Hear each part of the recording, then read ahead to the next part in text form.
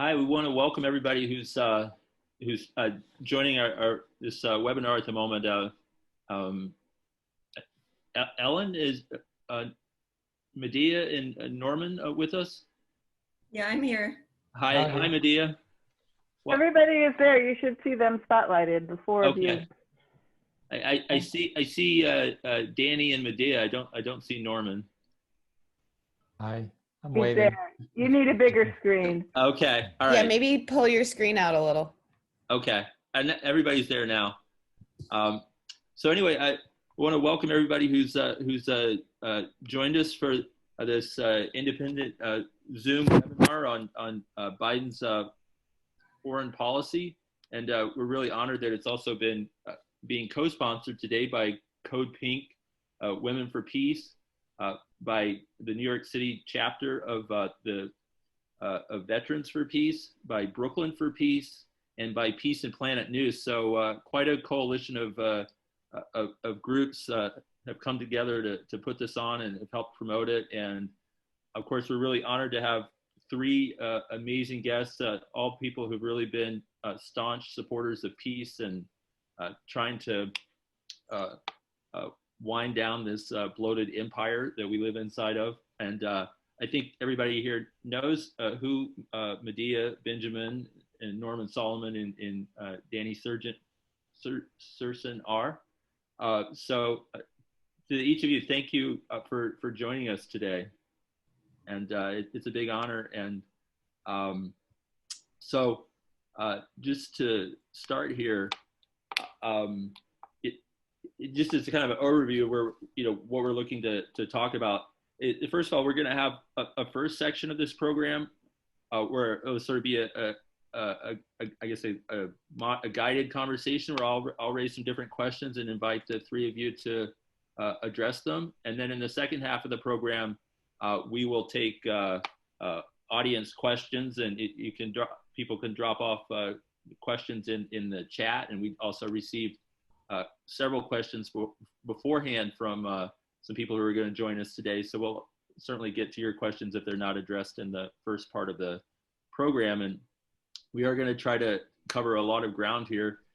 So Donald Trump and his America First nationalists are on the way out, but while the neoliberal wing of the national security establishment is being restored to power by President-elect Joe Biden.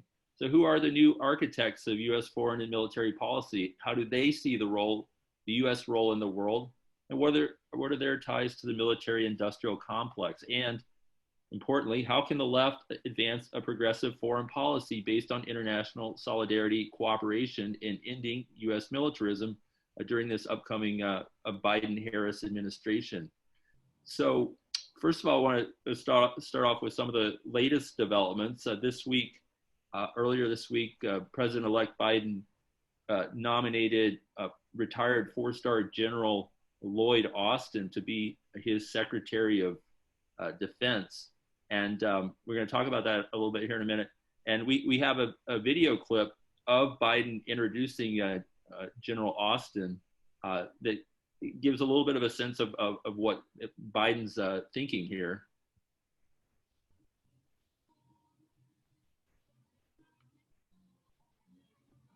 At this moment in our nation's history.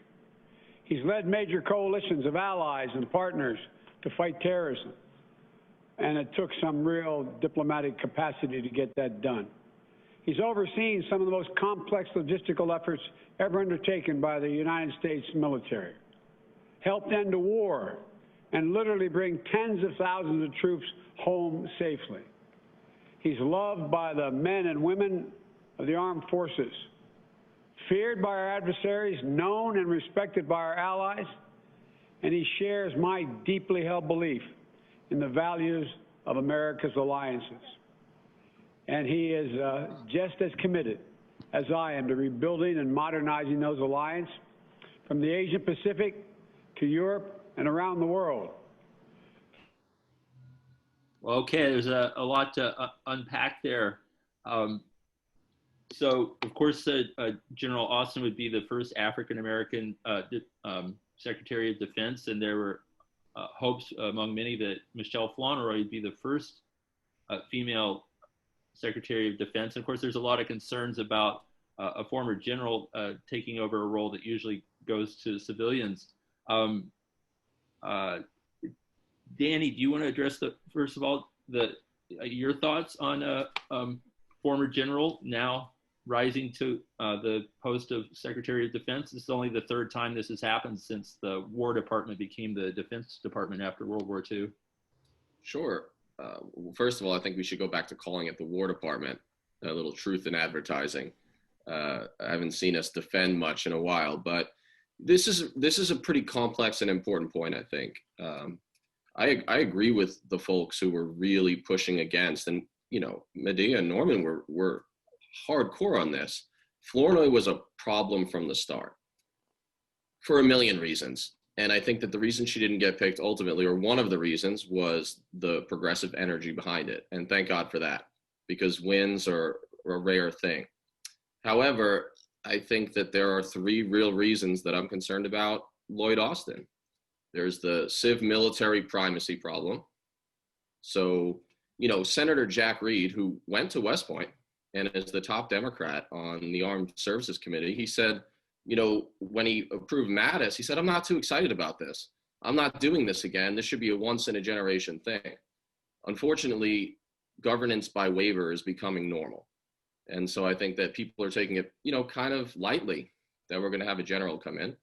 The second reason is obvious. It's similar, but maybe not quite as bad as Flournoy's. That's the revolving door connections to the military industrial complex. And then finally, I think something to take seriously is there's a paternalism and a patronizing to the circumscribed choices we're given. This idea that the only available choices, especially the only available people of color and women, we have to accept that they work for Raytheon. We have to accept these ties. There's nobody else. And of course, that's not true. It's just that we've been given these very narrow, permissible boundaries of our choices. There's something inherently undemocratic about it. And I think my last point is that overall, the Biden picks have kind of been a big middle finger to an energized, fired up progressive base that has more energy than I've ever seen. And I'm new to some extent to the movement, but it's really been profound. But these picks do not come largely from that progressive base, which is an utterly sort of undemocratic, Democratic party, and always look to the language. All righty. Medea and Norman, you guys have been there with the progressive base for a very long time, fighting the good fight.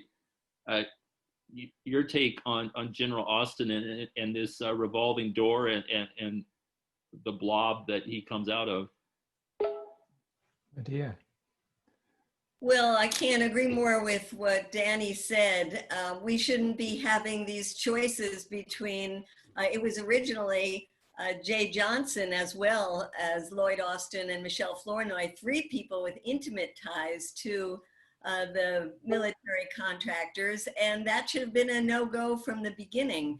And then in terms of the policies, I mean, what Danny said is so true, that whether it's in the Lloyd Austin or the more general picks, this is representing the old way of thinking.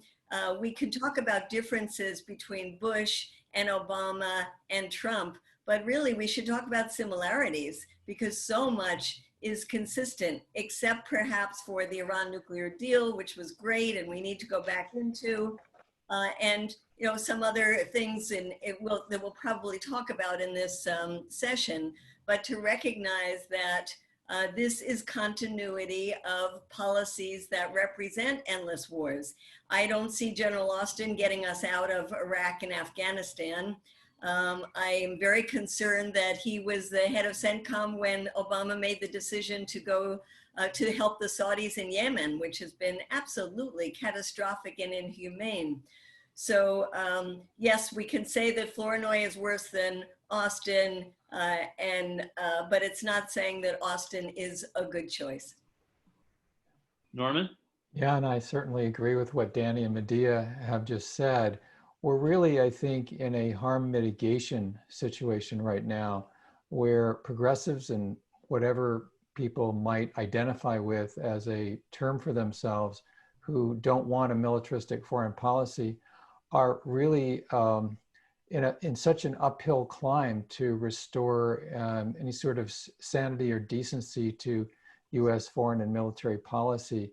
So we're sort of in a situation of first going back to the future of some of the Obama deals in terms of not only the Paris Climate Accord, but the Iran nuclear deal and respect for the INF Treaty. And so in those ways that are significant, and Medea mentioned about the Iran deal and also some of the nuclear weapons agreements that Trump was intent on shattering, we're making progress, so to speak. We're making progress to go back to where things were, say, 4 or 5 years ago. But that said, if we look at the agenda that we know is going to be pursued by the Biden administration, it's essentially alluded to by the clip, John, that you just played from Biden. I think there was the phrase, the values of America's alliances. And so one of those he's alluding to, of course, is NATO. And a legitimate position, I think, is that NATO shouldn't exist, that whatever assessment we have of NATO 20, 30, 40 years ago, which was ostensibly a defensive configuration, we know it went offensive starting 20 years ago and has been ever since in one country after another, bombing Kosovo and Serbia, intervening in Libya and elsewhere, and the encroachment up to Russia's borders.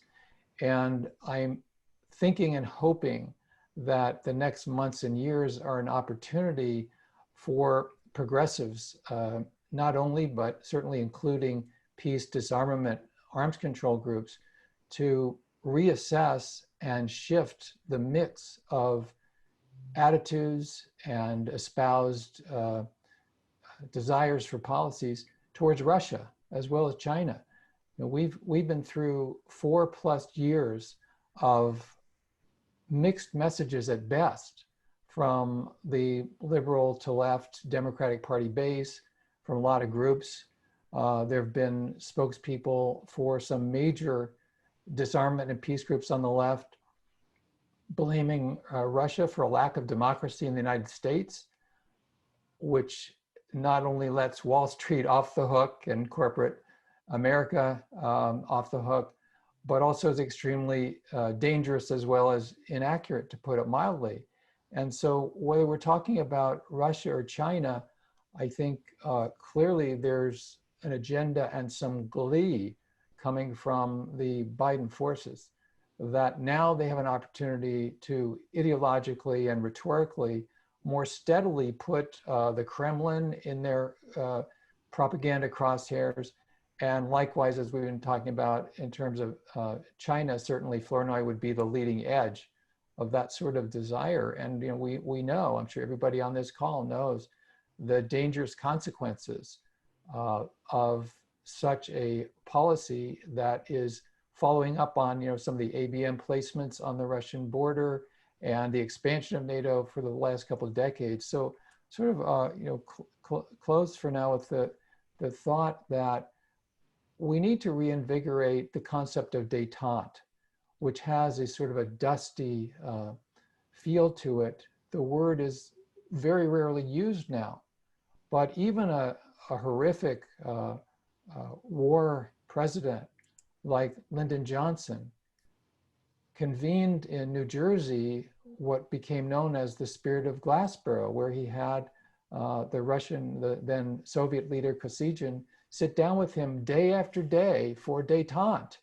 And I think one of the challenges and opportunities for peace and disarmament progressives in this country is to reintroduce into the dialogue and the aspirations real détente between the United States and major, large, powerful countries around the world.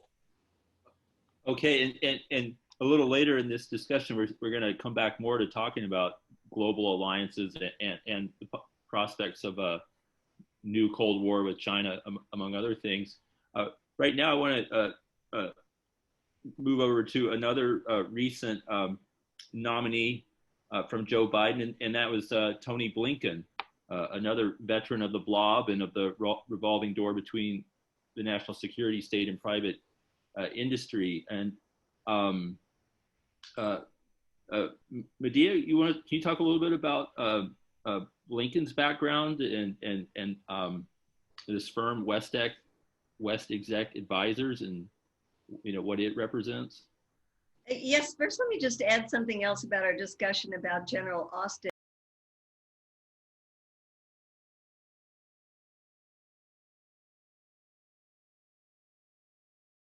But when you look at the Pentagon, certainly look at post 9/11, can't win a war and can't pass an audit, can never pass an audit. Let's recognize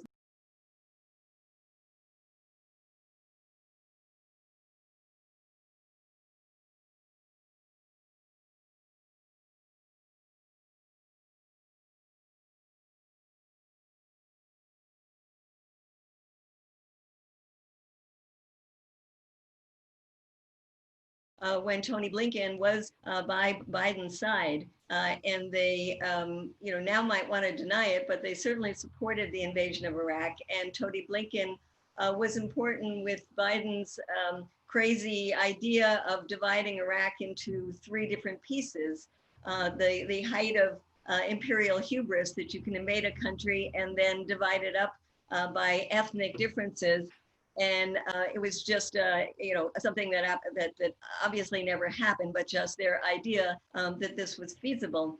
And then Blinken is also he was very much supportive of a stronger U.S. involvement in Syria. In fact, stronger than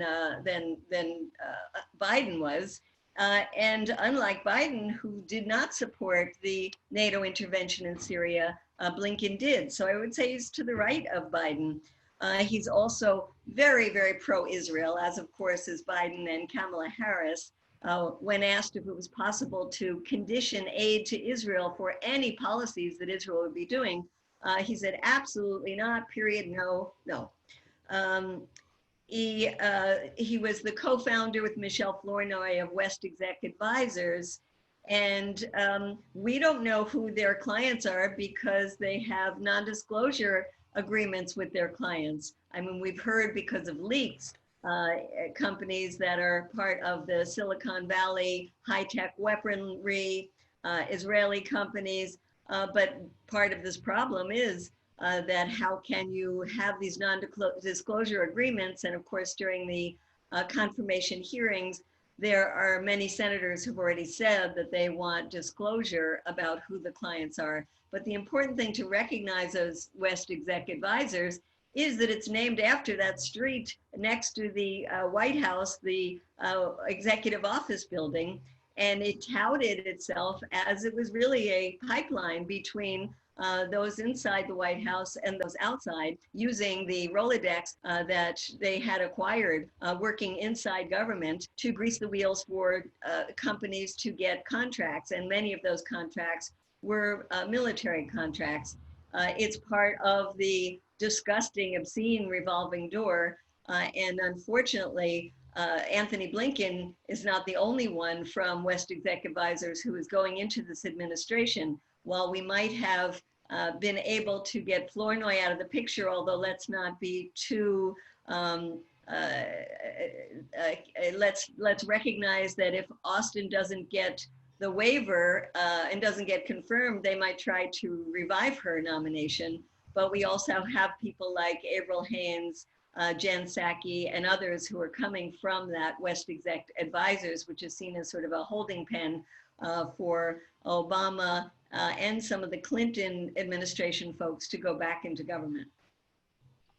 Right. It's pretty troubling. And just to clarify a point of history with Blinken and Biden, if I recall correctly, Biden was the chair of the Senate Foreign Relations Committee in August of 2002 and conducted hearings about what the U.S. should do in regards to Iraq, and pretty much just paraded a crew of neocons through his committee and sort of created a propaganda event for launching that war. Is that correct? And Blinken was his top aide?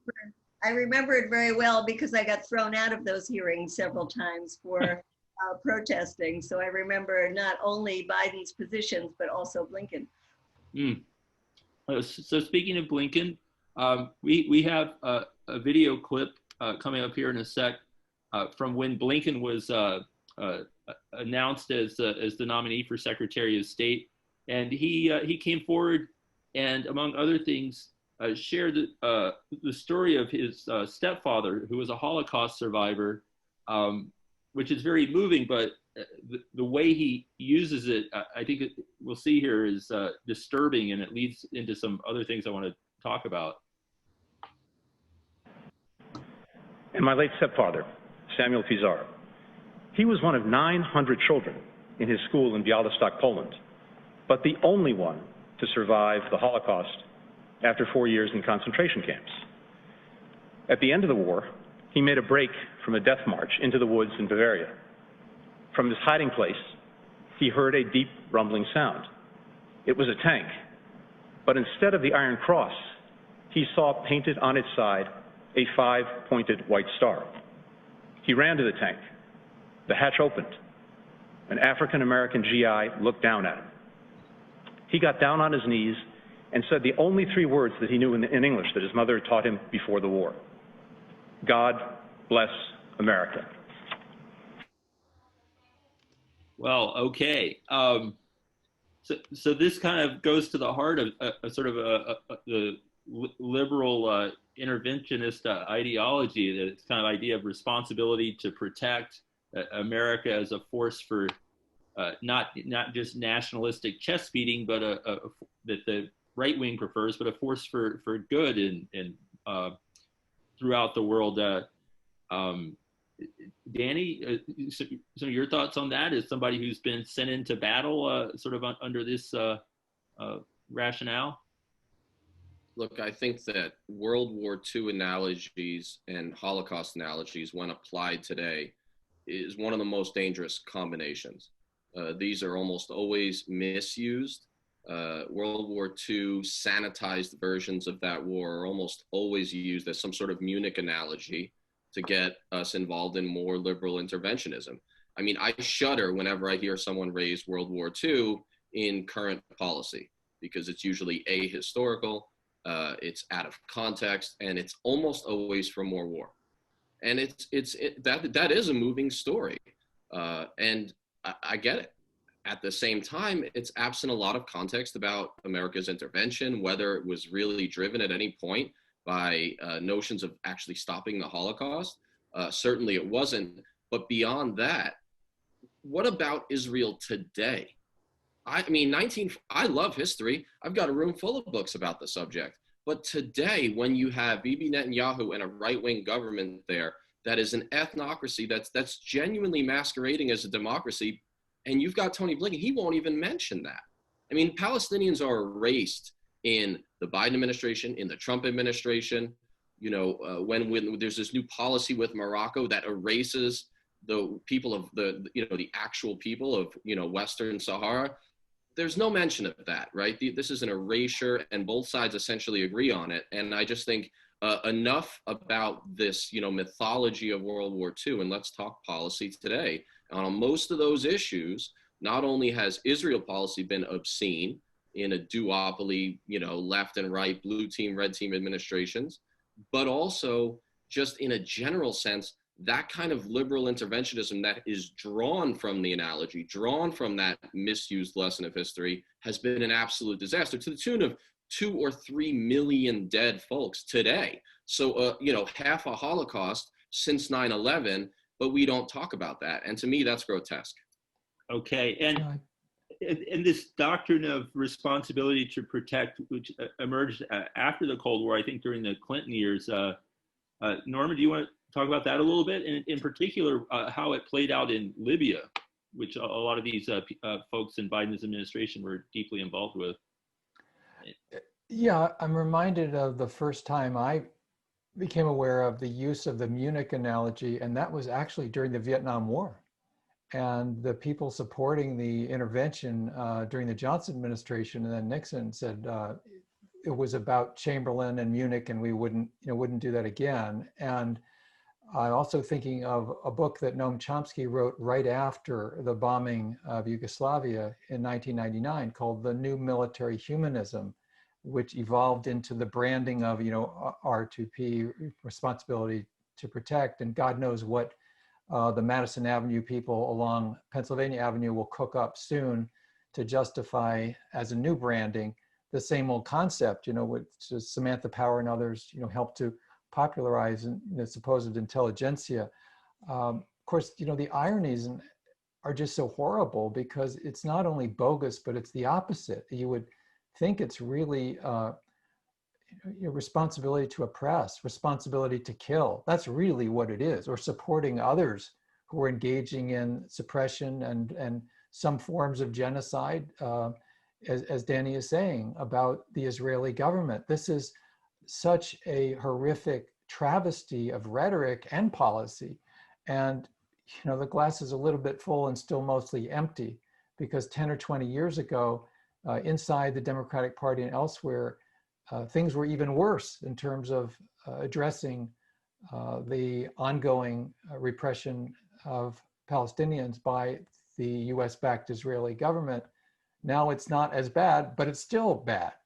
And so I think we have that challenge to continue to move things in a better direction so that there's a single standard of human rights. And I think that could be one of the ways that we address as activists, as writers, as speakers, that we need a single standard of human rights. And once you do that, you don't have to worry about the ideology. You just take that single standard. It doesn't mean that we're going to have any illusions about any dictators around the world. I think about, Saddam Hussein was a really bad guy. And, when I got to visit Iraq before the invasion, it was, frightening to see the repression. That doesn't justify what the US did and going in and invading, killing so many people. And likewise with Libya, Muammar Gaddafi was a bad guy and he was a torturer, as Saddam was. And that does not justify what was perpetrated by NATO, US, and so forth. And I think we ought to find ways to fine tune our analysis and our messaging for what can be done, because at various times you had West leaders, the US, Britain saying, we can cut deals with Gaddafi. And of course, we know what happened out of that whole process. So that's, a standard of non-interventionism and single standard of human rights, I think, would go a long way. And for any of y'all to address, do you have a sense in this next administration whether these forever wars in the Middle East, in particular the US presence in Afghanistan and Iraq, but in other countries as well, will start to wind down, or is it just going to keep on, are we keep spinning our wheels and see more of the same? Medea or Danny? I'll say one thing briefly. Jake Sullivan has been the focus of my ire more than most. Sometimes I'll get really honed in on a guy. And Jake Sullivan said something pretty interesting about Afghanistan. He said that it was going to be the goal of this administration to get our troops out of harm's way in Afghanistan. Now that sounds great on the surface, but he didn't say all troops home by the certain date. He didn't say 90 days and we're going to get out of this 20-year war. He said out of harm's way. And so what I'm afraid of, and I hope I'm wrong, is that we're going to see a lot of the Obama era kind of vacillating and going back and forth on what a combat troop is, right? What's a boot on the ground? We're going to play with the language again. And so when the intelligence community comes out and says, look, the Taliban is back with Al-Qaeda, when we start hearing, which maybe they are, maybe they aren't, but the implications of that aren't really dealt with in a complex way. So there'll always be reasons to stay, and it'll always be the wrong time to leave. That's what the intelligence community is going to tell us. That's what certain allies are going to tell us. That's what our proxies on the ground are going to tell us. And I'm afraid that we're going to see some of that back and forth. Oh, well, we will end endless wars, but also we have to keep this residual force. And I'm just afraid we're going to see a lot of that. And to me, that's more of the same. I would agree with that, unfortunately. And I also think that Austin's experience of being in both Afghanistan and Iraq is going to make him very cautious about a total US pullout in either of those places, because you never win. I don't think Biden wants to be responsible for overtly losing, although we've been losing all these years. And then on top, but on the positive side, I think if the Biden administration really does go back into the Iran nuclear deal, there is a chance then of dealing with some of these other regional conflicts. I think the US and the Russia conflict under Biden might heat up, which would be a reason for US troops to stay in the region. But I think easing the tensions with Iran could be a countervailing force, could lead to talks about Syria, ease the situation around Lebanon. And I do think that this administration wants to get out of supporting the Saudis in Yemen. So that would be a positive thing. Unfortunately, as we know, when you have wars that have gone on for almost 20 years, it's very hard to get the American people out in the streets. But the polls certainly show that the American people, the veterans, Democrats, Republicans, independents, libertarian, whatever it is, they not only don't support these wars, they say they weren't worth fighting. So, but that's one thing. But the other thing is, can we really get the troops out if we don't have a movement that really pushes for that? And that's hard to do when these are not in the headlines. And I think what Danny said is so important. I think the Biden strategy is don't have US troops killed. And while Biden said that he was against Libya, the day that Muammar Gaddafi was killed, he was giving a talk and he said, you know, this is the way to do it. This kind of NATO intervention where we just do airstrikes, but no US soldiers get killed. And that was his opposition to the surge in Afghanistan, was instead we should focus more on airstrikes and other counterterrorism kind of strategies. So it's going to be hard to get this administration to give up on the airstrikes and the proxy wars, the drone strikes, special operations. Right. Following up on that point, if you go back to, and I think this is a prototype, during 1969 to 1972, while Nixon was gradually withdrawing US troops from Vietnam, the United States dropped more bombs on Vietnam during that 3-year period while the troops were coming out than it did during the 3 previous years on Vietnam. And this goes to the tacit and sometimes explicit media and political messaging in the US that if you strap a bomb belt or put bombs in the trunk of a car and kill a few people, that is horrific, which of course it is. But if you bomb people from high in the air, no problem. And that's a direct propaganda reality that we're going to need to find better ways to challenge. Okay, and Medea, going back to one thing about the Iran nuclear deal, you've traveled in Iran. You wrote a book about your experiences in Iran. What's your sense of how the Iranians see this moment, and do you think the Biden administration is ready to go back into the nuclear deal, or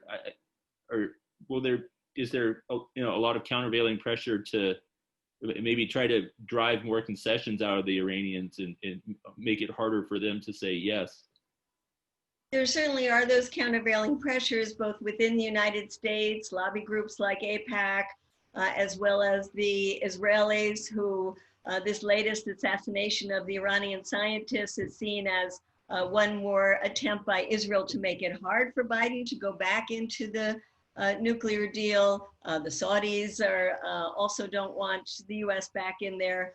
But Biden has said he wants to go back. And there is, I don't want to be too optimistic about this, but I am feeling positive about the array of forces around Biden to go back in. We even have members of Congress now who just signed on to a letter to Biden saying they want him to go back in without putting new kinds of conditions on. The only condition is Iran gets back into compliance and the US gets back into compliance. And the Congress people who signed these include some people that, like Brad Sherman, who were against the Iran nuclear deal to begin with. So, so that's a positive thing. But events have changed inside Iran.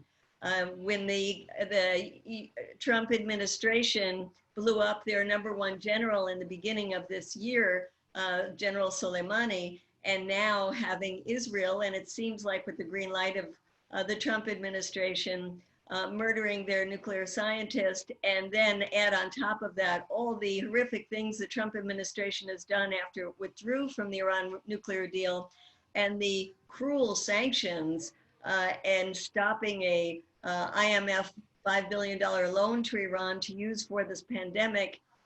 There are many Iranians, whether they like their own government or not, now really dislike the United States and feel that their national pride has been hurt. And the hardliners gained the majority of seats in the National Assembly in the last election, and there are elections coming up in June, in which it looks like the more hardline factions will gain the upper hand. So there is a very short window of opportunity for the Biden administration to go back into that deal, and it has to do it very quickly in order for things to work from the Iran side as well.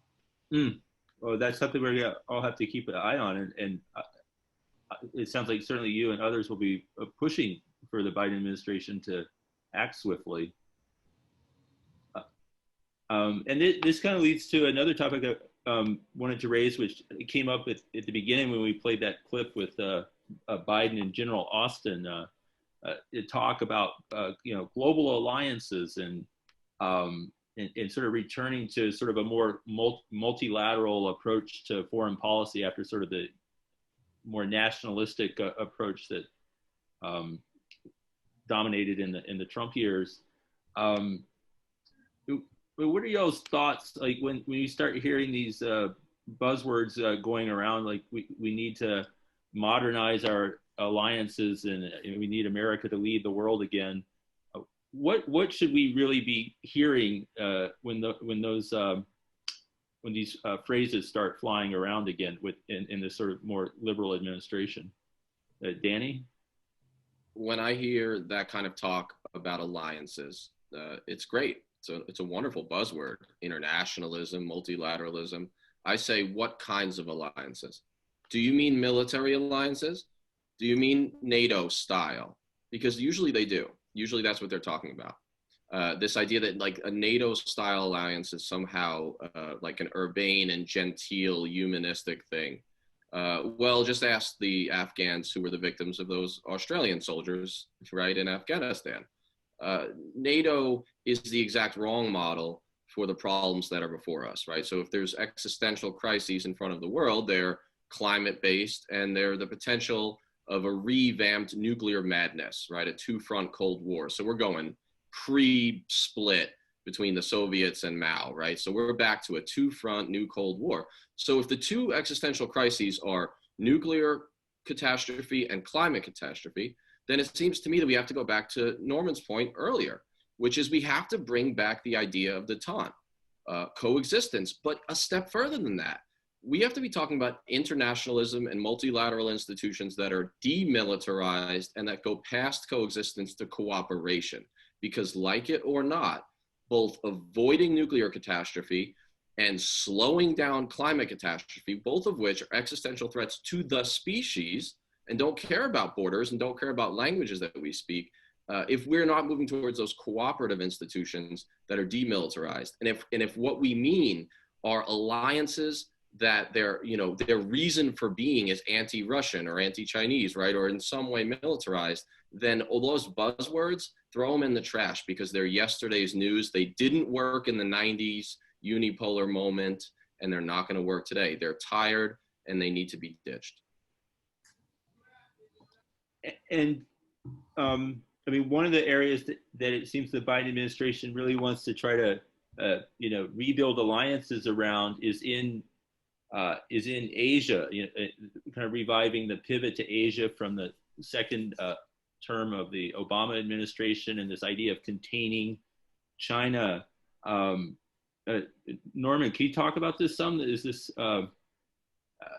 it seems almost sort of growing bipartisan, drive to confront the Chinese and probably, well, anyway, can you just talk about where we seem to be headed with that? Well, yeah, at one level, I suppose you could say that it's hard to justify humongous military budgets year after year to fend off box cutters on airplanes, whereas the Chinese threat is just a boondoggle panacea. It's fantastically promising. It will be the multi-billion-dollar gift that keeps on giving. And, I think it's not just one factorial. It's military contracting money, it's geopolitical positioning, it's trade leverage, and natural resources and markets in Asia and so forth.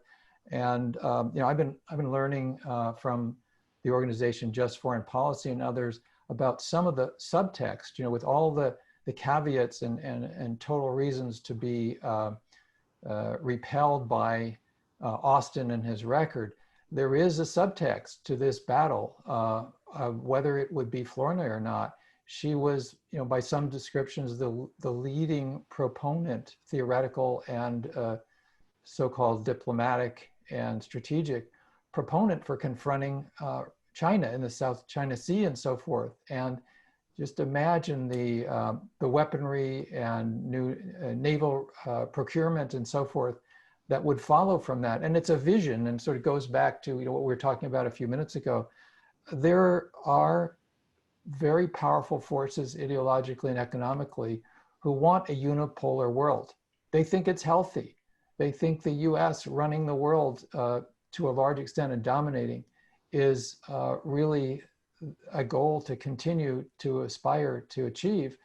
And China is seen as a terrible threat. And it's a vision. It goes to the point as well that Danny was making a couple of minutes ago. It's a vision that's completely contrary to a world that feeds people instead of kills them, that addresses the existential crises of nuclear weapons threat and climate and so forth. So these are in many ways fundamentally different visions that we have compared to this neoliberal administration that's coming in. And this also leads to the concern.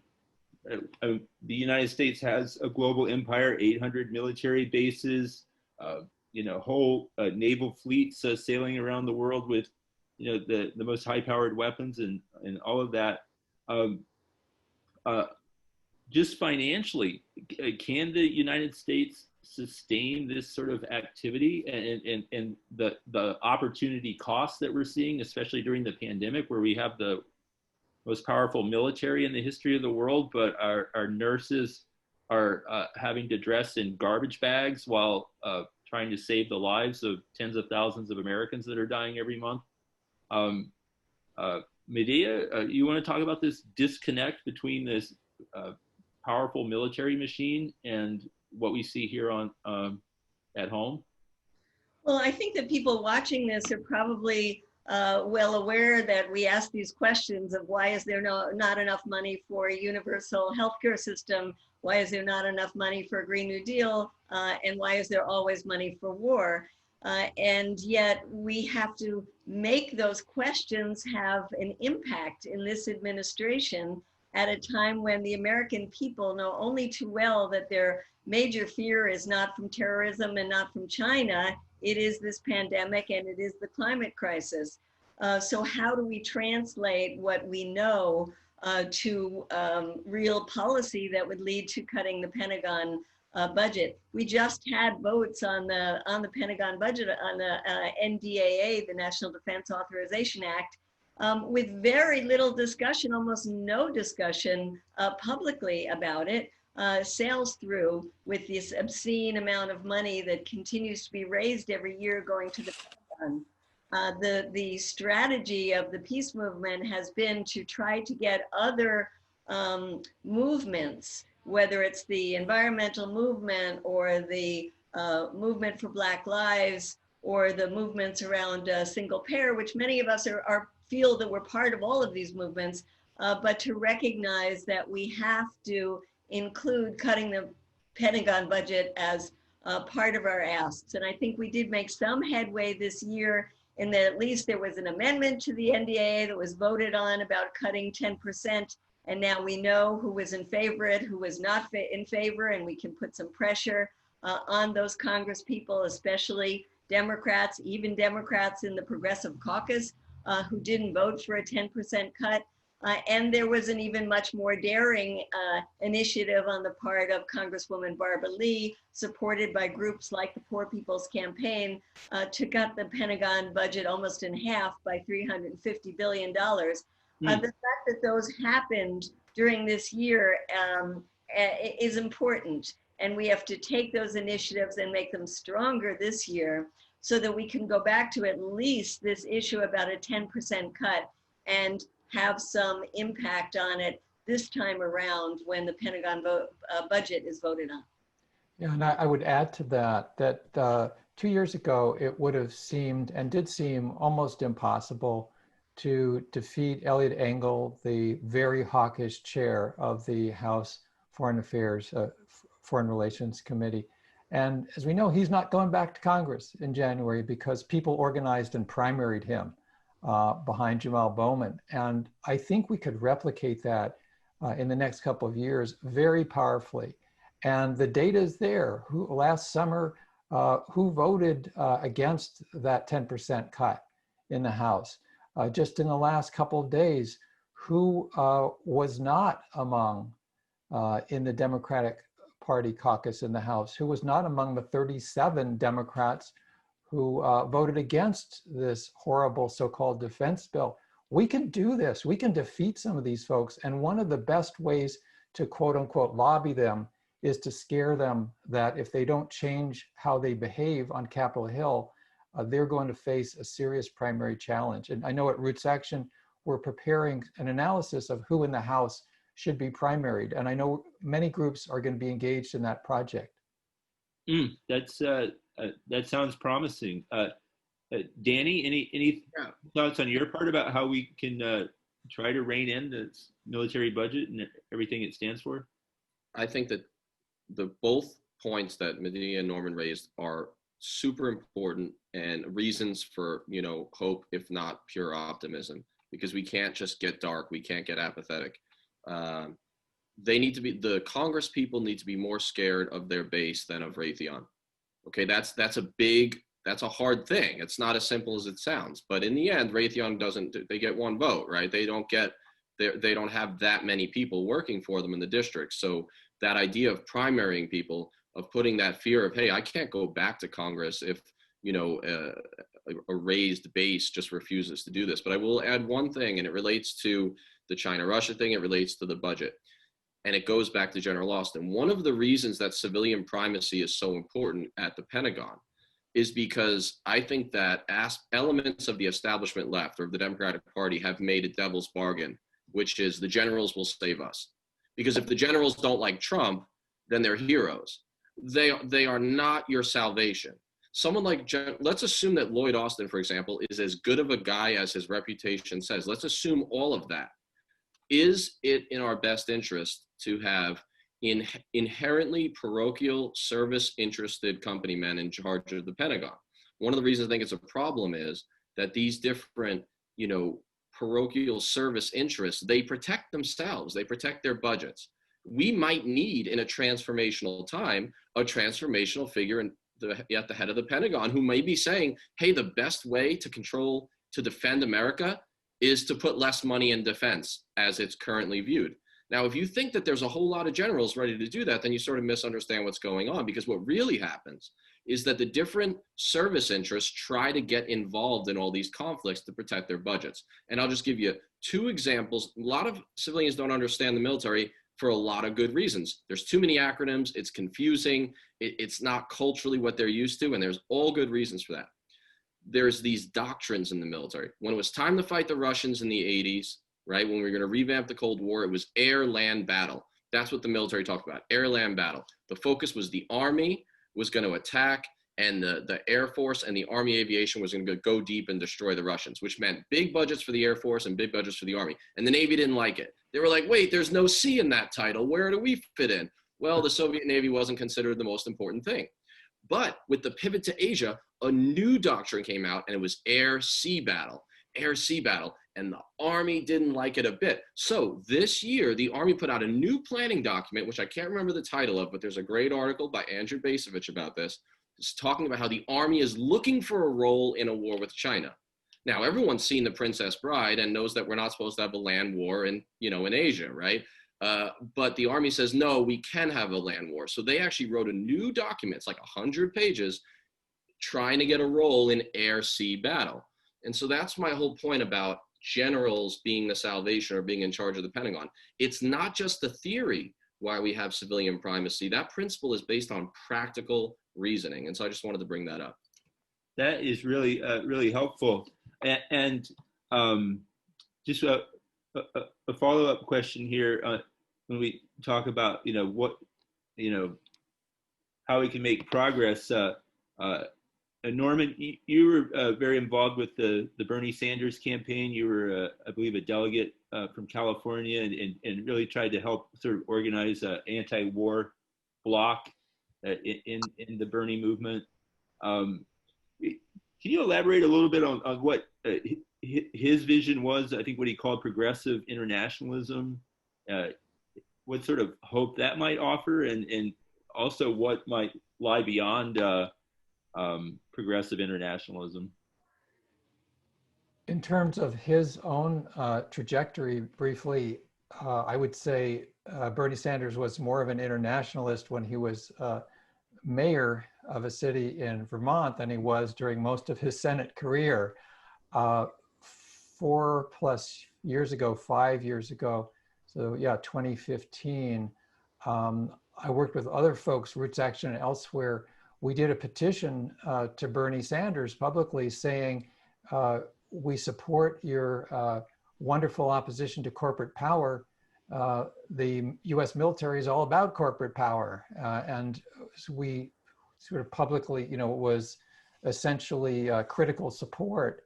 And he had a pretty terrible, through silence mostly, campaign in 2016 when it came to foreign policy and militarism.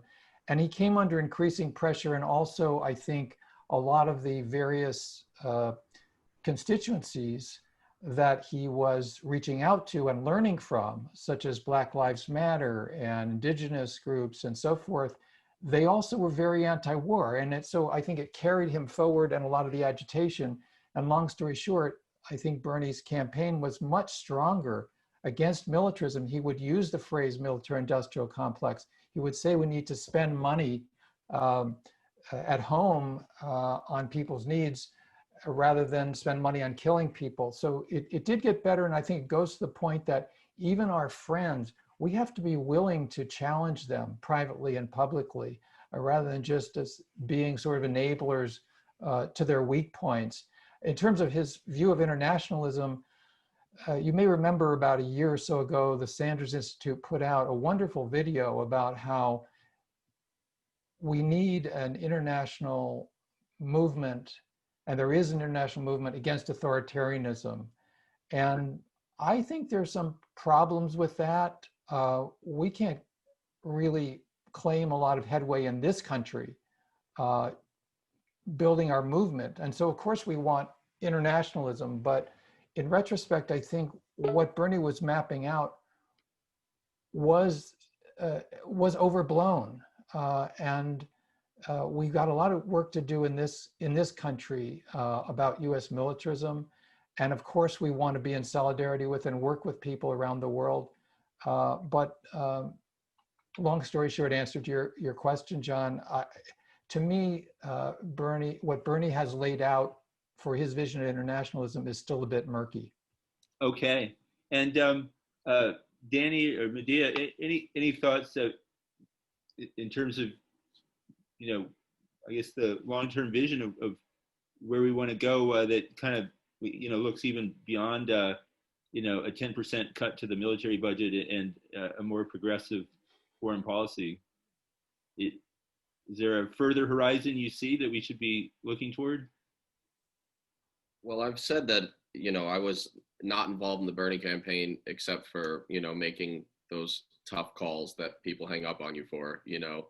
But in my dreams, I would say, man, if I could talk to Bernie, I would say, like, go full Henry Wallace, you know, to go back in history. This, you know, guy who was against, he was, you know, the VP for Roosevelt before Truman. Let's have cooperation. Let's avoid a Cold War at any cost. The reason for that is tactical as much as in terms of vision. In 06 midterms, the 08 primary and presidential election, and in 2016, the more anti-war or anti-interventionist candidate, at least in rhetoric, won. And the polls have shown more and more that the American people really aren't on board with all this. Now, the American government's never been particularly responsive to public opinion on foreign policy necessarily, right? So when 83% of Americans favored the anti-fascist side in the Spanish Civil War, the Roosevelt government wasn't really responsive to that and kind of let Texaco fund the fascists. But at the same time, there is a point where street action and electoral action can matter. So I think that this kind of nascent alliance between a libertarian and a progressive sort of anti-interventionist movement that we see in some of the organizations that are forming, in the veteran community even, need to be really played on. And I would encourage candidates like Bernie and people moving forward from Bernie, inspired by Bernie, to go full on foreign policy, go full bore on it. Don't be afraid of it. Constantly connect how empires come home, you know, point to the police militarization in the streets and the movement for Black lives, all these things that we're seeing. Find the cosmetic and turn it into the systemic. And I think the more that we do that, the better. I do think that Bernie took us a lot of steps down that road. I mean, he takes a lot of criticism, and I think it's important to criticize within our own movements, but also recognize some of the gains. And I would just take that to the next level. And the last point on the veterans, I cannot find a time in American history. The closest moment, maybe 1971 to 73 in the Vietnam War, where a higher percentage of veterans of the wars are opposed to continuing the wars. This is a really profound thing we don't talk enough about. It should be on the front page of the New York Times every day. But when 73% of Afghan veterans want full withdrawal, and 71% of military family members want full withdrawal, and that's actually slightly higher than the civilian population, which is already against these things, that's a profound thing. Let's try to build on it. Okay. Can I add a couple of things? It's been exciting in this fight against Flournoy to be engaging women's organizations and prominent feminists to say that having a war hawk woman at the head of the Pentagon was not a gain for feminists. And we got people like Gloria Steinem and Alice Walker and Jane Fonda and about 80 prominent women to come out to oppose Flournoy. This is part of an effort that we are doing with other organizations like Women Across the DMZ that's been working on peace in the Korean Peninsula, and a group called Moderator that's been working with the Progressive Caucus in Congress to try to shape what a feminist foreign policy would look like. And it certainly is not with the US at the head of the table.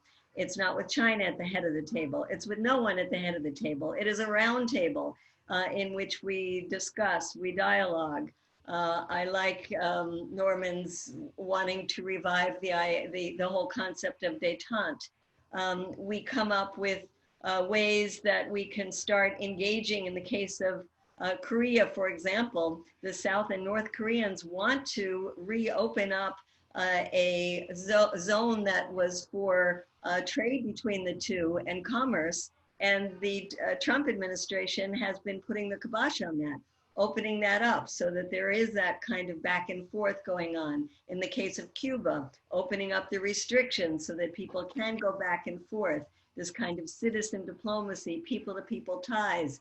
And this is very, very critical around China because the Trump administration has, and the Biden during his campaign have both focused on China being our adversary, China being our enemy, used the terrible tragedy of the pandemic which has now increased the percentage of Americans who see China in a negative light. And that's led to a lot of xenophobia here at home. The hate crimes against Asian Americans has been soaring. We are part of a broad campaign called China's Not Our Enemy to try to educate folks about the possibilities and the need to cooperate with China, whether it's to come up with solutions to this pandemic and possible future ones, or whether it's the need to cooperate with China on the climate issues. There are all kinds of reasons why we have to stop this negative impression that Americans have been getting of China as our adversary. So the kind of things we need to do are to stop the hate campaigns that then pave the way for American people to slide away from their natural tendency not to want to get involved in new wars, but to be convinced of it because of this kind of propaganda. Fantastic. All right, so we're gonna. This has been a great discussion we've had with the three of you, and our audience has also been posing questions in the chat, and we want to get to some of that. I think I'm going to be joined by my colleague Amba Gergarian. She's been monitoring the chat, and she's a reporter with The Independent, and really amazing colleague. Amba, if you're there. I'm here. Hi. Can everybody hear me? Yes. Okay, great. What's you want to roll out a couple of the questions, and we also had questions that came in beforehand. Yes, I'm just adding. I will do that, and I'm adding Morton's question. Thank you, Morton. Let me just add this to my doc, and then I'm gonna go in with it. Thanks everybody for asking questions. And so we're going to start off with people who sent them ahead of time. And I'm going to jump in here, and then and we'll get started, and hopefully we get to everybody's, but we'll see how it goes. So Barbara asked, how soon do you think Biden will declare war on Iran? Why can't I read that? Will there be a false flag event first, or will he skip the obvious and go straight to a draft that will send black, brown, men, women to fight and die? A win-win. Eliminate Iran as a force in the Middle East and eliminate the black-brown demographic wave that is threatening to supplant the usual power brokers. Convenient, don't you think? Who wants to tackle that one? I'll jump in first. I actually agree with Medea on this point. When I was thinking of reasons that Biden was, superior to Trump, which, when Trump is that awful, it's like you're gonna have reasons. Iran was the one I kept coming back to. I understand the frustration that's inherent in that question. I really do. After all this time of, we're in our fourth presidency post 9/11. We're going to be at a point where we have two Democratic administrations, two Republican administrations shepherding these wars. There's a lot of reason for that kind of frustration.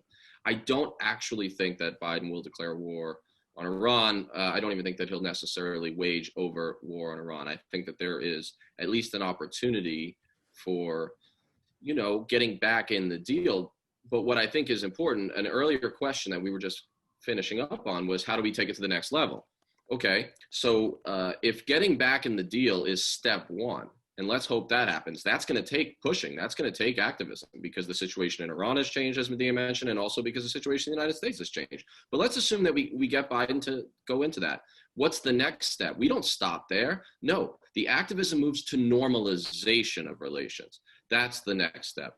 The next step is normalizing what has been a diplomatic and sometimes often military war on Iran since 1953, right? Since at least 1953, and certainly since 1979. So I think we owe it to the Iranian people to go to that next step. It's also the strategically correct thing to do. And normalizing those relations can actually have the effect of lessening tensions in places like Syria, where we're told, oh, that war is about fighting ISIS. But then everyone starts writing essays and even saying it out loud that the real reason is to counter Iran. Okay, so we get tamped down there. Now, why are rockets falling on Baghdad bases in Iraq? Well, it's, partly because we're waging a proxy war with Iran in Iraq. So there's a lot of opportunity for things to de-escalate when you take that one bold move, which is first, get back in the deal, and second, let's move to normalization. And that second part is going to require a lot of action at the grassroots, because that's not the instinct of the neoliberal administration. Great. And we have a question from Michael Clark, where he says, one of the problems with the military-industrial complex, as vast as that of the United States, is that the nominal head of the War Department is in no position to know what is going on or to control what is going on. For that reason, I'm not sure how the cabinet nominees will turn out to be more competent than other prospective nominees. Thoughts on that? Medea, you helped lead the fight around Michelle Flournoy. Well, personnel is policy. We have to care about personnel. Yes, there's a deep state that, and there's a military-industrial complex, and they want to keep these wars going. But there's also people in office that can do a lot of things. The president, by executive order, can say the United States is not going to participate in the war in Yemen anymore, period. The Congress can pass a war powers resolution, and if it doesn't get vetoed by the president, they can make law. So let's not pretend that people in positions, elected positions, and then selected in a cabinet don't make a difference. They do. And that's why we had this tremendous fight about Michelle Flournoy, because we saw her as an ideologue who really had positions that she would push within this administration. So I think we want to look at every single one of these positions. We haven't talked about some of the other ones. The CIA position has not been filled. There is a campaign to try to stop Mike Morell, who has been an advocate and who has been an apologist for torture in the past, from becoming the head of that department. We have Avril Haines, who has been selected for Director of National Intelligence, who has a history of working under the Obama administration. The O'Biden administration sounds about right. In the drone program and letting torture people not holding people in the CIA accountable. So if we want accountability and we want better policies, we have to get better people in those positions. Amba? Yes, thanks, Medea. So next question is from Ned Kelly. And it is, the US should certainly have nothing to do with NATO, but how do we feel about the UN? Well, I'd say the UN, with all of its terrible flaws, of which there are many, is potentially very important. And, Phyllis Bennis has written terrific articles and covered UN for a long time. Structurally, it's a very screwed up place. It's a modified version of colonial power when you look at the Security Council and so forth.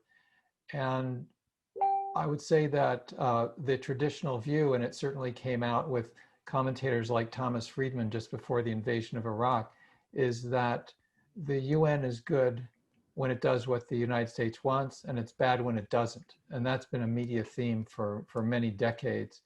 And, it's a new world out there, but the new world is being opposed and denied by the ruling structures in the US and many other places, not only the US, but there's a lot of third world countries, or what we used to call third world countries, and their representation in the UN, and let's face it, they're often representing their own elites. They're not representing the people of the global South. So, I think the UN has tremendous potential, and we ought to fight to realize it. Can I add one quick thing about the UN? I agree with that. I don't want to throw the baby out with the bathwater. I think that it has enormous potential of the kind of multilateralism we're talking about. In the past, as Norma mentioned, that the US, for example, has used veto and abstention imperialism, as I've called it, to be a force for ill. I'd like to see the UN more democratized. So let's ditch the Security Council time capsule of 1945 and let's go to a genuinely more democratic, situation with one state, one vote. I realize that's controversial, but I think we need to think about restructuring. If we're truly going to be the bigger nation, then let's do that rare human thing, right? Where you give away some power. I don't suspect that's going to happen overnight, but it's something to think about. Before we go to our this next question from John Grant, I want to let people know before we wrap up our program, I expect to hear a short presentation from Tom Gogan of Brooklyn for Peace and U.S. Labor Against the War. He's a part of a effort here in New York and I think around the country to get city councils to really step forward and demand reductions in military spending. And obviously city and state governments are hurting badly for funds right now. So that's a campaign that's been going on for several years that's hopefully picking up traction. So Tom, if you're with us, if you could chime in the chat, and we'll definitely want to hear from you before this is over. I think it's definitely something a lot of people will want to hear about. So we have a question from John Grant, and we haven't talked much about climate change so far, but he asked, how do you all, the three of you, feel about John Kerry in the room as the new climate envoy and member of the National Security Council? Has he been too corrupted? Can the guy who asked about being the last man to die in Vietnam be resurrected? So in his maybe final act of public service, can John Kerry do some real good here on climate change, or is he just gonna, recycle Obama policies that don't really meet the moment? Medea? When he was selected with Alexandria Ocasio-Cortez to co-chair a task force on climate after in this transition period when Bernie conceded and there was an attempt to bring in some progressives. I think that was a good thing. I hope they have established a relationship where they put pressure on him. I think he could potentially do some good in that position. I don't think it will spill over into him having a say on other foreign policy issues, but I think on the climate, there is potential. Any other thoughts, Norm? Or I'd say, it's an open question. Might be some analogy to pessimism of the will, pessimism, but optimism of the will. We have optimism that he might shed some of his behavior in other contexts. So, remains to be seen, but the more pressure on him and the administration, of course, the better. And let's remember he did negotiate the Iran nuclear deal, which was pretty spectacular. I'll just say one thing. Fitzgerald said that there's no second act in American lives. I think that's generally not been true. Kerry was a profound, Vietnam veteran against the war, winter soldier guy. And then he wouldn't really meet with or work with the Iraq veterans against the war in 2004. When they reached out to him, they had purposely named themselves right after this movement. But he was worried about the politics. He's like, oh man, they're going to swift boat me if I talk to these guys. Well, they swift boated you anyway. Right? They don't look for decency from the right. But at the same time, I don't know, maybe I'm feeling optimistic today, but I want to believe that there's third acts in American lives, and maybe he can bookend it positively. Maybe that sounds naive. I don't hold out a lot of hope for Kerry, but I don't know. I mean, let's push in the direction of profound change in climate. Maybe he's not the guy, but I don't know. I will agree with Medea on this one. There's a shot. There really is. Amba? Hear me now. You can hear me. Okay. So next I want to address sort of a few people have asked this question, and I just want to make sure we have time for it. And I know not everybody here is with VFP, but I think we could all, be a part of this discussion. But basically, I don't know the name, but J.S. Pitts B. email 227 asked, is That's there a way? John Spitzberg. Oh, John Spitzberg. There you go. Is there a way for VFP to become a watchdog to make sure that we don't continue the use of drones as a part of our foreign policy? And, you know, Tom Sachs also mentioned talk is cheap. Actions like a campaign or movement to divest of all shares in the companies that design, manufacture, and market weapons and underwear, as I like to say, you know, and then continues about organization and synergy. So I just kind of wanted to bring that up, like, you know, an action step type question. Danny, you want to start with that? Well, you know, I've been in Veterans for Peace since before I left the military, which is not typically how it's done.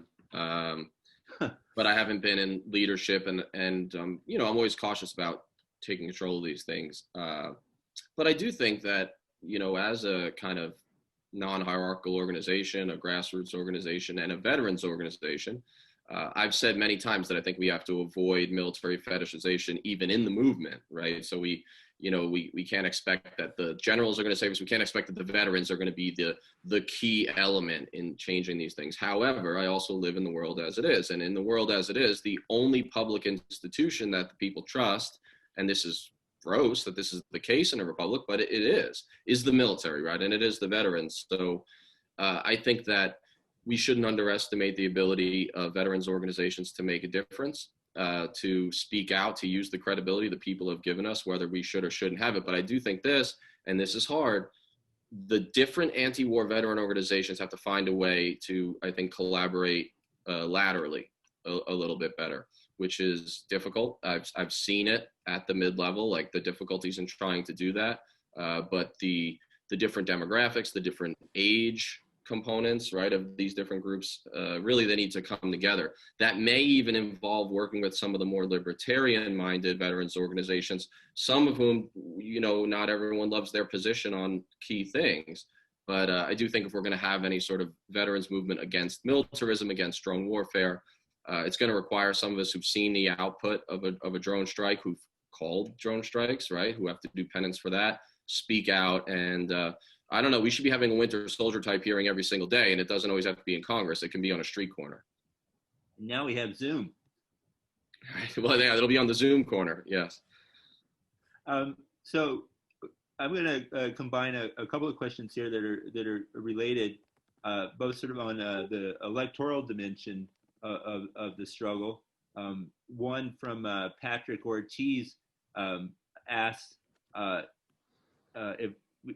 if y'all could highlight any members of Congress that are really, you know, strongly have strong anti-imperialist tendencies that we could really kind of hold up as examples of more of what we want. And then John Baldwin asked, you know, given what happened in the Democratic primaries this year, and you know, the very dubious record of the Democrats in general on a lot of these issues, you know, should we be thinking more about you know, third-party politics and building a independent party from the left? And he mentions, of course, Medea, you ran for Senate as a third-party candidate for the Green Party in California in 2000. So maybe you want to address both ends of that question for starters? Sure. We have some great people in Congress. We have Ro Khanna, who has been fantastic on many of the Middle East struggles.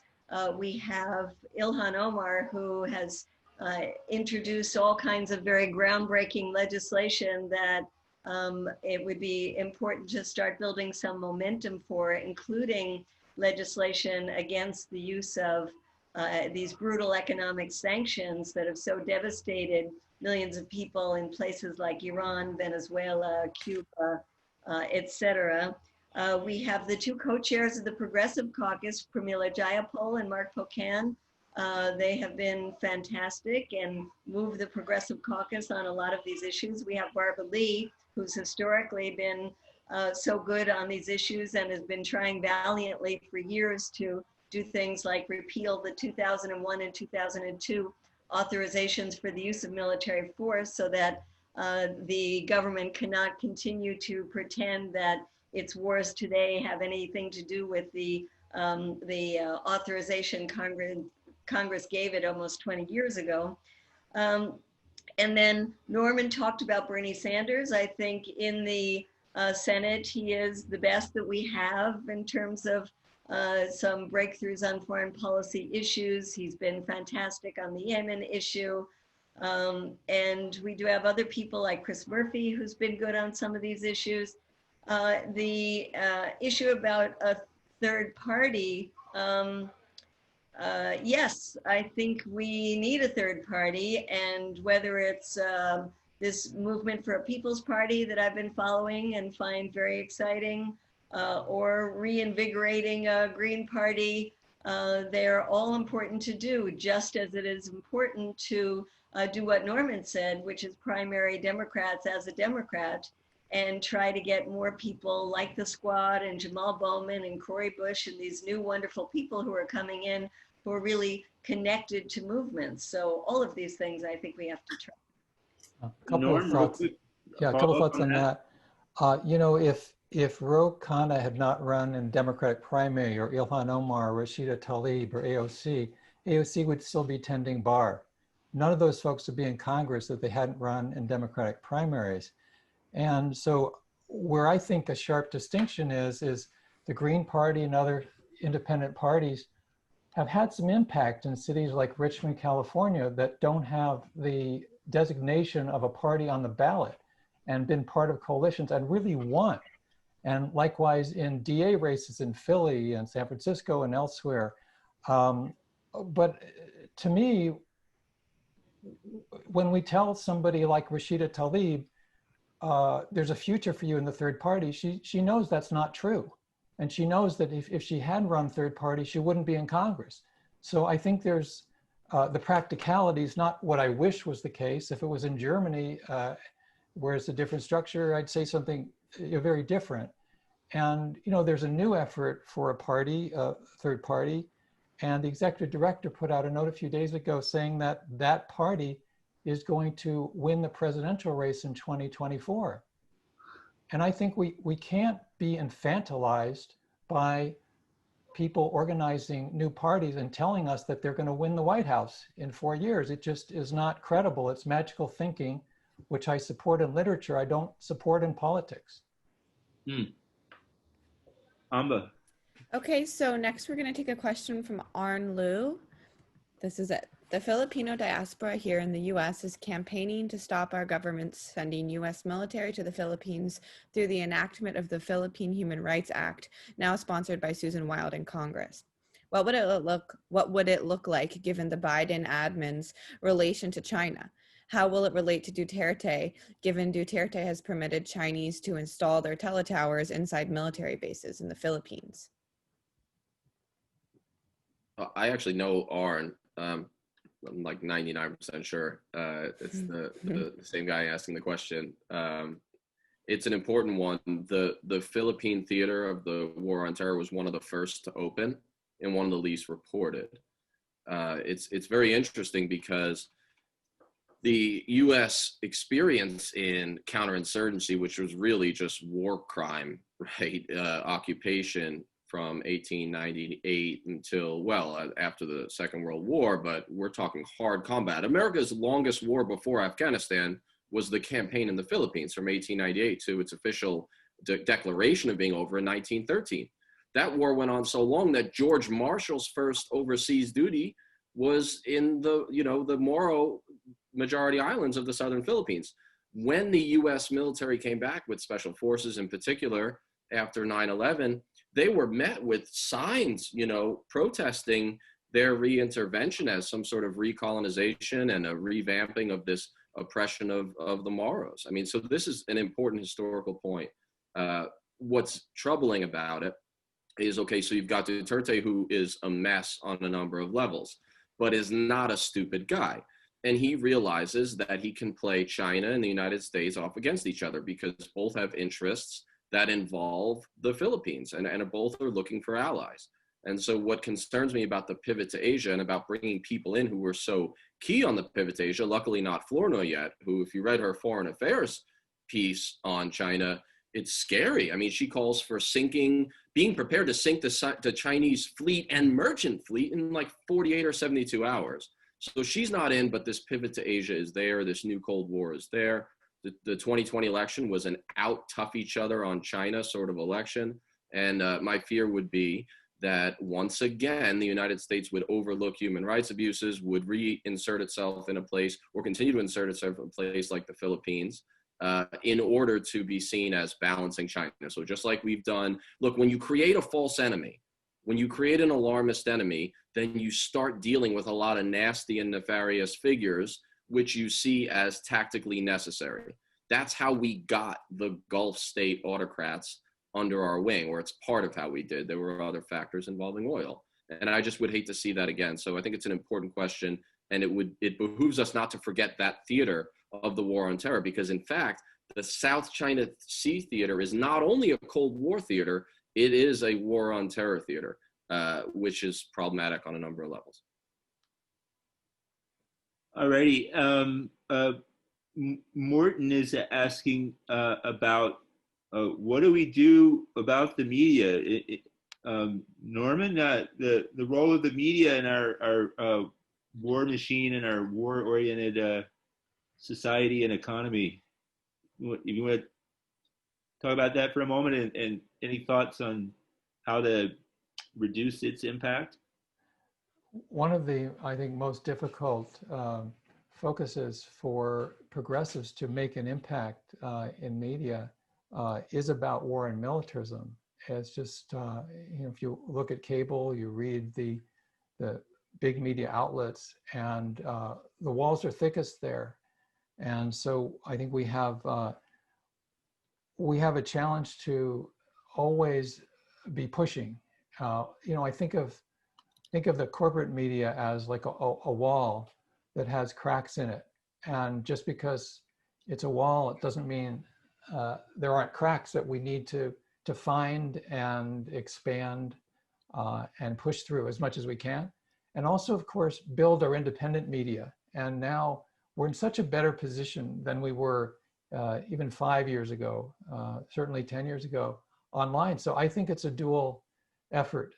We need to fight for space everywhere we can, talk shows, op-eds, challenging politely and firmly the editors of major outlets, the producers, to get all the space we can through corporate media, and also strengthen the independent media, large and small, around the country. So it's, it's a dual effort. But to come back to, my original point, challenging militarism is just such a steep uphill climb, and we're going to need to put a lot more effort into it and a lot more resources into it in mass media, because, well, let's face it, you can watch CNN 24/7 and rarely hear any anti-war voice from the US or anywhere. And I just add something that happens whenever there's a new Democratic administration coming in, or at least in recent times, is that Fox News, some of their key people become anti-war, and we find right-wing folks like Laura Ingraham or Tucker Carlson saying that the US should get out of the wars that it's in, and even talking about cutting the Pentagon budget. I found that during the Obama years, I was invited onto Fox News and never onto CNN or MSNBC. And I see that starting up again, because there is a popular sentiment that Trump has ridden on, and we've talked about in this webinar, against war. And any way that Fox can try to start sabotaging the Biden administration, they will do. So we're going to see more and more of this, and we have to reclaim or push the Biden administration so that we can say that we are getting out of these wars, that we are stopping the conflicts, that we're going back into nuclear deals, that we are, things that are positive, so that the people on the right don't claim the mantle of anti-war. In a second here, I'm going to go on the chat, just following up on one thing Norman was saying, and drop off the link for the Independence donate page and subscription page in case you want to become a subscriber to the Independent, or just want to straight out support the work we're doing. We're celebrating our 20th anniversary right now this year, so we've been able to persevere for a long time, and cover all sorts of movements, both domestic movements here in New York and around the country, and movements for peace and justice around the world. So if you want to support that, we certainly appreciate it. It's never an easy time to publish left independent media. This is certainly a challenging moment during the pandemic, and we've certainly enjoyed putting on this program today, and we'll be doing more like this in the future. John, could I just jump in real briefly? Sure. One of my little hobby horses is, I really urge people, if you're giving money to PBS and NPR, give it to an independent progressive media outlet, such as the Independent. It doesn't make sense to help subsidize outlets that blockade progressive and anti-war views when we can help support financially outlets that are advancing our own hopes. Well, I certainly appreciate that, and I share the sentiment. And I just dropped off I tried to put the link in the chat, and if it didn't get there, maybe Ellen or Amba can put it in. And Amba did it. Oh, great. All righty. And also, real quick here, Tom Gogan, if you're with us from Brooklyn for Peace, if you can chime in, I'm definitely looking forward to hearing the presentation you're going to do on this growing effort to get city councils around the country to really step forward against militarism and military spending.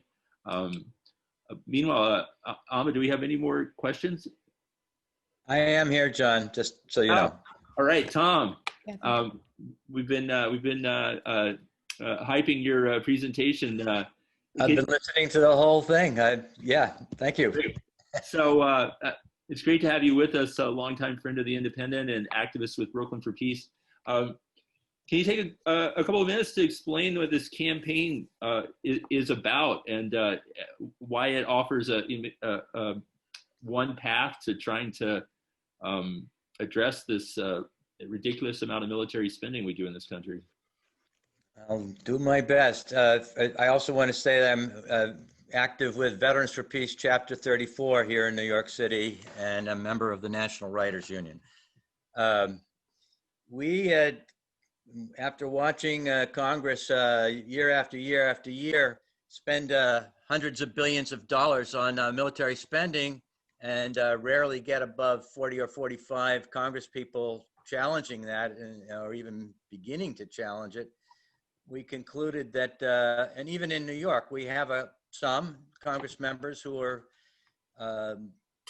who've been a little bit critical, and to the credit of some in the delegation from New York, I believe it's 7 or 8 voted to defund the Pentagon by 10%, or to downsize it, I probably should say.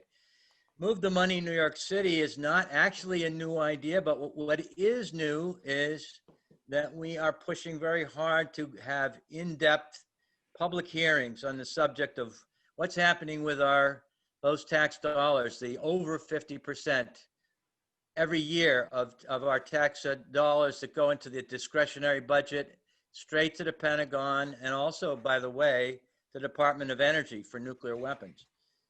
So military spending is probably chewing up right now something like 55 cents on those tax dollars that Congress votes and sets the budget for. And our notion is that there's really not much holding our congressional representatives accountable at the grassroots. And so what we're trying to do, with some success, is to build as broad-based a coalition as we can in New York, building for these hearings. And we have been able to get, it's been a kind of a slow climb. It was moving along okay up until COVID hit. We've got just over 1/3 of our city council that is co-sponsoring a resolution calling for significantly reducing military spending and getting those resources down into our communities.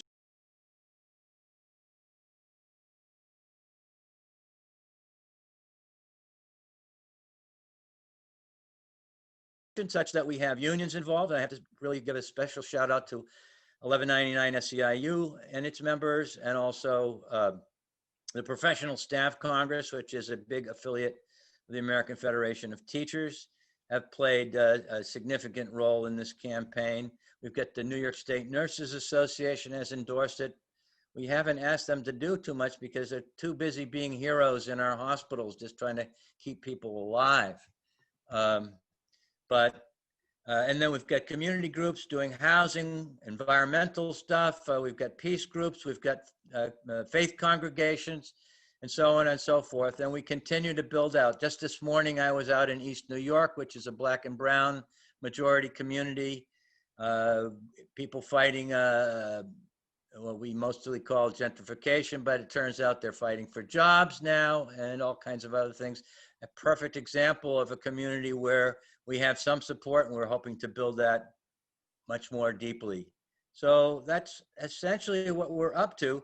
I want to reiterate the public hearings notion here in New York. They would be televised because it's a local cable station that will cover that.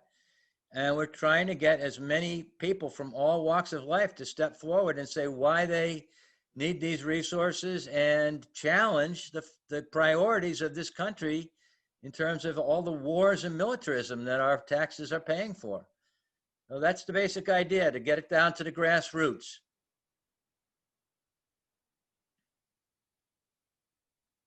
I think John is now muted. Okay, I'm unmuted.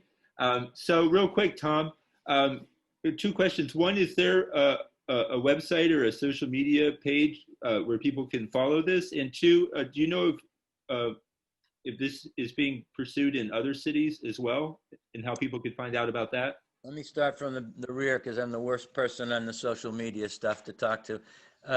New Haven just had an important referendum, which passed by well over 70%, calling for reducing military spending and moving those monies, and that's something that needs to get broadly reported.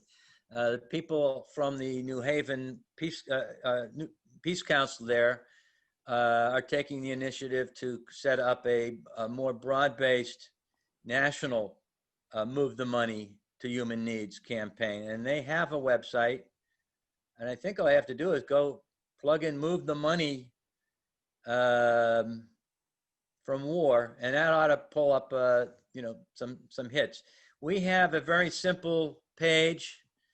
It's a bit.ly page, bit.ly / or / whatever it is, MTM-NYC, and you can see all of our basic documents. We've got a Gmail address where people can simply write to us, movethemoney.nyc@gmail. And we have not graduated to a web page. We do have a Facebook page. Just plug it in, Move the Money, New NYC. It'll come up. And we also just held a town hall meeting, I should say. It was well attended. Barbara Lee addressed it, which we were very pleased about. We had somebody from the Poor People's Campaign. It was our chairperson for that town hall was from Code Pink. Thank you very much, Code Pink. And we had people from Brooklyn for Peace and other organizations, Veterans for Peace, Committees of Correspondence, other groups helped us put it together. And you can find that on YouTube. Once again, just plug in the word on the search bar in YouTube, Move the Money, NYC. It'll come right up. Okay, well, Tom, thank you for that presentation and giving us that update, because I think we've had a great discussion today about the system we're dealing with and sort of the pivot we might see in the Biden years, which isn't much of a pivot at all.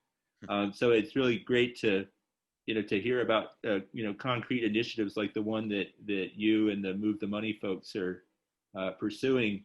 I think we have time maybe for a couple more questions. One question we've had, I think it was from Tom Sachs, was asking, who are the shareholders in the military industrial complex? Who's making the money off of all of this. There's probably a complex answer to that, but if any of our guests want to try to tackle that one. Excuse me, my question is, how many on this panel own shares in, I don't care what it is, even if they're making underwear for the troops? Because as long as you're part of the industrial complex, if you own one share, you're helping kill other people, innocent people all over the world. So, Well, you know, there are other standards for complicity, but it's easy for me to answer because I don't own any stocks. Same. And that's the only reason. It's not for lack of funds, obviously. Just like to chime in and say that most of us pay some sort of federal taxes, and we ought to be real concerned about how those taxes are being spent by our political representatives, and that's why we're building this Move the Money movement. A good point, Tom. Amber, can I sort of pipe up a little bit? I think, you know, I understand the point of the question, but I do want to say that, you know, silence is consent and inaction is a form of consent. And quite often, you know, there's a strain on the left or anti-war movement at times emerges like, this isn't about personal absolution. You know, I'm pure. It's about changing the militarism into a peace future. I wanted to just add into what Tom was saying about bringing up these issues in cities, in pension funds, in church endowments, in universities, and just like the environmental movement has done this to divest from big oil, it's also an amazing educational process. And at Code Pink, we've been involved in something called Divest from the War Machine with a coalition of groups. You can go to our website or the separate website, Divest from War Machine, to find out about it. And there is a very intricate database about who is invested in that war machine. And of course, most of the time, people who have pension funds or other institutional investors don't know what is invested in war. So it's important to do, and both to try to pull money out, but also to give that kind of negative reputation to these weapons companies that the big oil companies have gotten through these divestment campaigns. Great. And we have a question here from John Spitzberg. He notes that more than 70 million people voted for Donald Trump. He, in fact, got 11 more million votes this time than 4 years ago. And he's asking, is there a way the peace movement ought to try to address them? Anybody want to try to tackle that one? Well, I will jump back into this idea of the kind of nascent but long existing, you know, alliances that have been there between the vaguely libertarian, sometimes somewhat populist, non-interventionist, or at least anti-military industrial complex corruption. Sometimes that's deeply held, and sometimes it's anti-Obama, right, or anti-Biden. So you got to parse out which is which. Like Medea said, there's a reason that you can get on Fox News when there's a Democrat in office, but some of it's deeply held. Some of it's somewhere down in the gut. There's this sense on both ends that, or both parties or both bases, that something is awry. I've said that the left needs to be really careful, or the Democratic Party needs to be really careful of putting its salvation in the troops or in the generals. And so when we look at that 73% of veterans that's against the war in Afghanistan, let us be cautious about that and be clear as progressives, and I count myself on that end.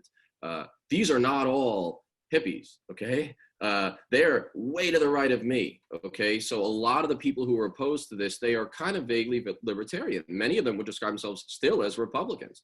Many of them still have pictures of Ronald Reagan in their bedrooms, okay? And a book about a slaveholding founder on their nightstand. I mean, these are, we have to be clear about that. And so I do think that we can't completely reject the Trump voter. And some of those, and I'm just speaking from my little tribe, some of those anti-war veterans or anti-Afghan intervention veterans are Trump supporters. I mean, I've gone to speak with four organizations that the leadership is pro-Trump. So that's a touchy subject and something we have to think about. But I do think it gets back to finding those alliances. We can disagree on economics. We can disagree on a whole lot of things.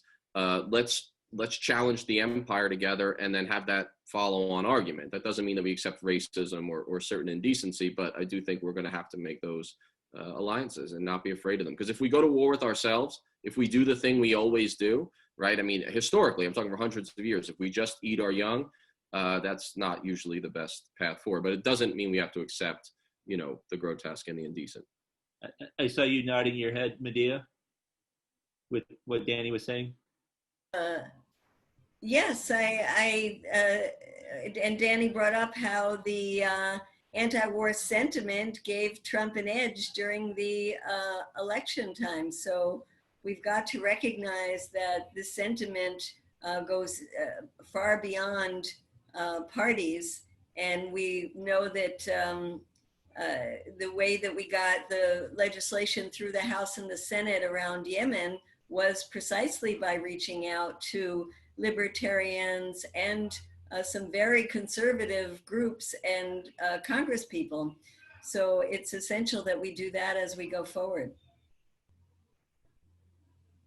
Right. Shoot, yeah, I had another question on the tip of my tongue, but I think this has been a great discussion, and I just want to thank everybody who participated.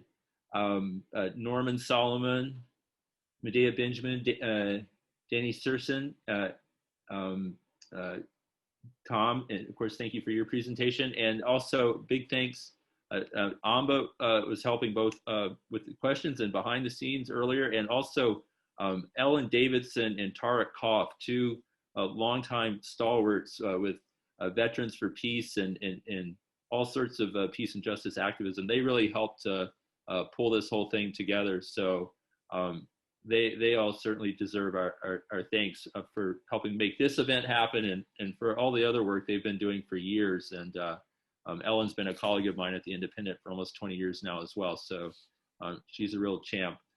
And we'll drop off the link again for the independent.org donate page. If you enjoyed the program today and want to kick in a few coins, that's great. If you want to check out more of our work and see if you want to support it, that's great. And I'm sure we'll all see each other on this path we're on again. It's going to be an interesting 4 years. And again, thank you to everybody for joining us today, our guests, as well as everybody here in the audience. A lot of great questions, and thank you for sharing those as well. Bye-bye. Thanks, everybody. Thanks. Thank you, everybody. Great being on with you. Stay strong. Okay. You too.